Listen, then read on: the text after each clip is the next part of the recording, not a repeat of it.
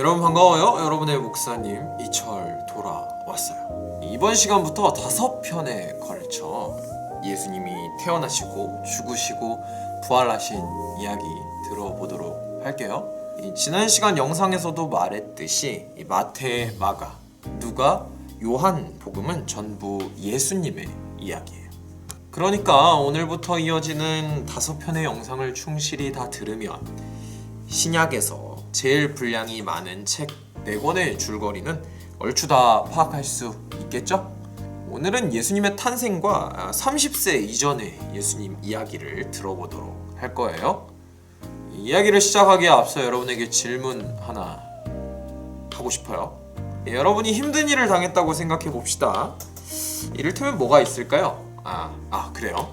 여러분에게 제일 친숙한 이 시험을 망쳤다고 한번 생각해 봅시다. 준비를 많이 했고 그래서 기대했던 시험이었는데 결과가 좋지 않은 거예요. 마음이 찢어지죠. 낙심해 있는 여러분 앞에 한 사람이 나타나 여러분에게 위로를 건넸다고 생각해보죠. 그런데 그 사람은 여러분이 망친 그 시험에서 만점을 기록한 사람이에요. 평소에도 시험에서 항상 좋은 성적을 거두던 사람이죠. 그런 사람이 여러분에게 와서 위로를 건넨다고 생각해보세요. 그 사람이 여러분에게 이렇게 말해요. 아무개야, 시험은 인생에 있어 정말 아무것도 아니야. 우리 희망을 품고 다음 시험을 준비해보자. 또 한 사람이 여러분에게 위로를 건네러 왔는데 이번 사람은 평소에 여러분처럼 공부를 열심히 하던 사람이었어요. 성적도 여러분과 비슷했죠. 그런데 이번 시험에서는 여러분과 마찬가지로 시험을 망친 거예요. 이 사람이 방금 이야기한 그 사람과 똑같은 말로 여러분을 위로해요. 여러분은 어떨 것 같나요? 두 사람 모두 같은 말로 여러분을 위로했지만 그 위로의 깊이와 무게는 다를 것 같죠? 두 번째 사람의 위로가 더 마음에 와닿지 않을까요? 왜 그럴까요? 여러분과 같은 사람이었기 때문 아닐까요? 여기 여러분과 같은 사람이 또 있어요.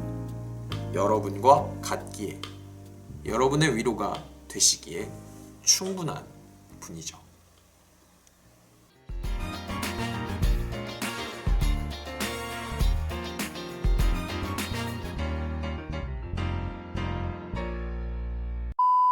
마치 가수에게 무명 생활이 있고 유명해지는 순간부터 전성기가 예수께서는 무명의 30년 세월이 있었고 세례를 받으신 후로부터 사람들 앞에 나서기 시작하셔서 3년간 삶에서 가장 중요하고 아름다운 시간을 보내셨어요. 이 시간을 예수님의 공생애라고 불러요. 4개의 복음서는 대부분 예수님의 공생애만을 주로 다뤄요. 마가복음과 요한복음은 아예 공생애만 다루고 마태복음과 누가복음은 예수님의 탄생과 어린 시절 이야기를 잠깐 다루고 공생애로 바로 넘어가죠. 그래서 예수님의 30살 이전은 베일에 쌓여있어요. 성경에서는 30살 이전 예수님의 삶을 발견하기란 쉽지 않죠. 최대한 성경 이야기를 존중하고 예수님 당대 역사 자료들을 참고하여 유추한 바로 여기서 예수님의 30살 이전 삶을 간단하게 한번 정리해 볼게요. 먼저 예수님은 가난한 목수 요셉의 아들로 태어나셨어요. 어머니는 독실한 믿음을 지닌 마리아라는 여인. 출생에 있어 조금 독특한 점은 요셉이 친아버지가 아니라는 점이에요.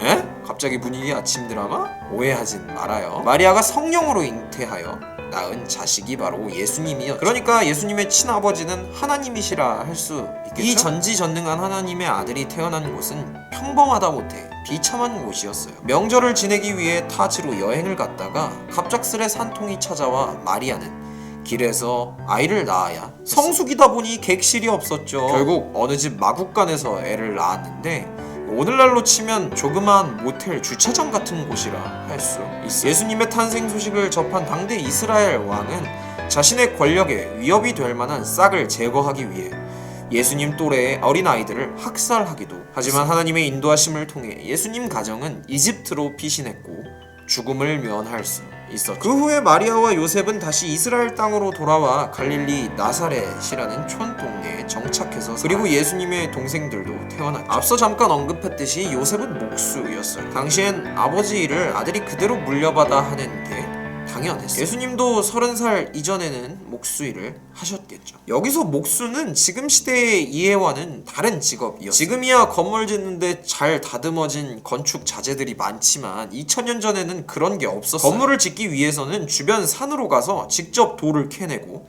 그걸 날라서 건물을 지었어요. 예수님의 직업은 바로 이런 산으로 가서 돌 캐는 목수였다고 해요. 굉장히 천대받는 직업이었죠. 언제부터 예수님은 스스로가 하나님의 아들이라는 사실을 알고 있었을까요? 누가복음은 다른 복음서에는 없는 12살 시절 예수님의 이야기를 담고 있어요. 이 이야기에 따르면 적어도 12살 시절 무렵부터 예수님은 스스로가 하나님의 아들이라는 사실을 알고 계셨으리라 생각할 수 있어요. 성경에 적혀있진 않지만 많은 학자들은 예수님이 비교적 어린 나이에 아버지 요셉을 여의었다고 추측하고, 따라서 30살이 되기 훨씬 이전부터 예수님은 장남으로서 가정의 생계를 책임지셨어야 했죠. 힘든 목수일을 하며 하나님의 아들은 가정을 돌보고 책임지는 일을 하며 30 이전 삶의 대부분을 살았을 거예요.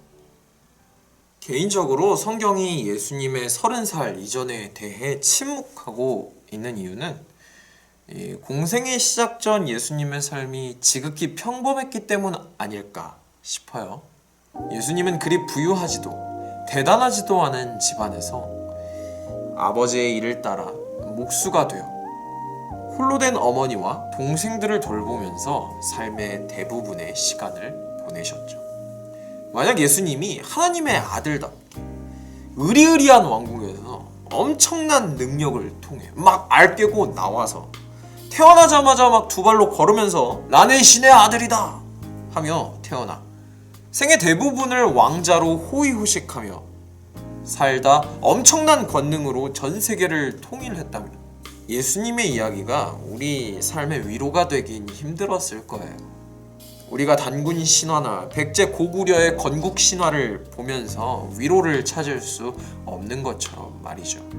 성령으로 잉태된 하나님의 아들이었지만 그의 삶 대부분은 우리와 같았기 때문에, 아니 어쩌면 우리보다 더 힘든 삶을 살다 갔기에 예수님은 우리에게 참된 위로를 주실 수 있는 게 아닐까요?